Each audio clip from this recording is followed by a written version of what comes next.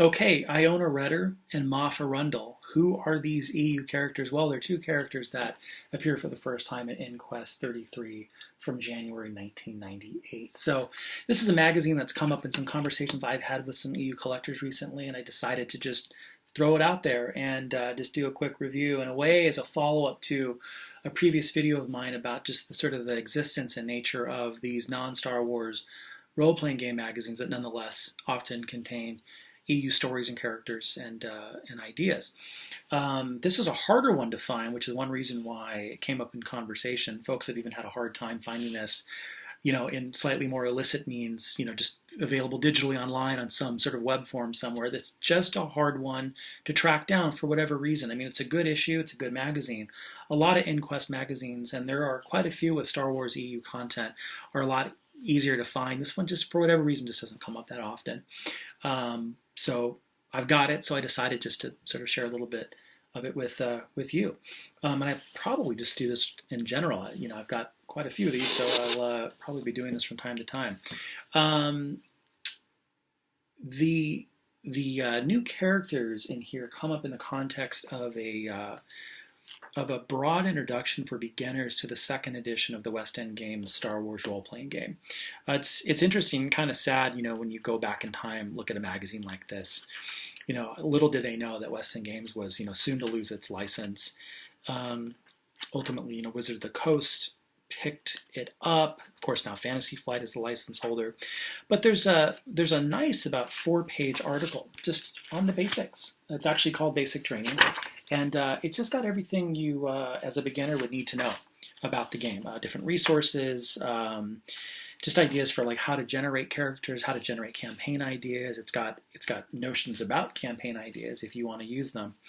All sorts of things about basic gameplay for the beginner. It's also got a couple suggestions about some of the role-playing game supplements you might want to pick out. In general, it sort of says, look, I mean, if you're on a tight budget, just stick with the role-playing game. Maybe get the Game Master screen, in particular because there's a lot of cool supplemental stuff with that, particularly that in the revised one. But they and I would concur with this, they recommend that if you are going to splurge on one of the scores of West End game supplements to the main RPG, get the Darkstrider campaign, which of course is epic, and which not many people know has an original story by Timothy Zahn that I don't believe is really available anywhere else. And kind of a fun fact, one of my most prized EU pieces of memorabilia is I've got a printer's proof of the Darkstrider campaign box. So something that was, probably just internal to West End Games that somehow made its way into my collection. It's a gorgeous cover, and it's a great nostalgic piece of EU. The Darkstrider campaign was really sort of the crown jewel, in my view, of that West End Games era. Could have been a novel, should have been a novel, heck, could have been a movie.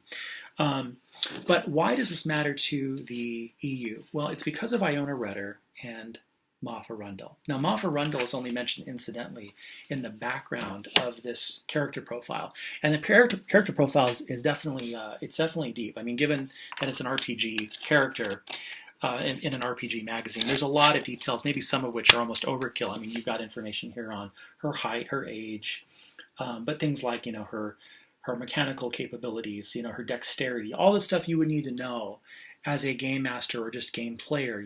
How does this character interact?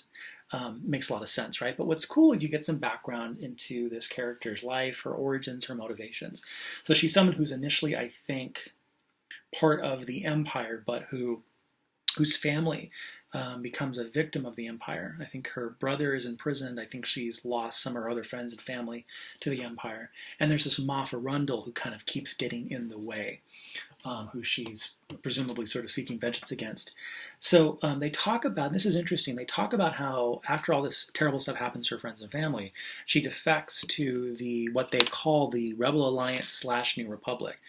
What's sort of operative about that is it kind of gives you a clue as to when this probably takes place and when it is that these particular things are talking about, and even the image of her is presumably sort of taking place.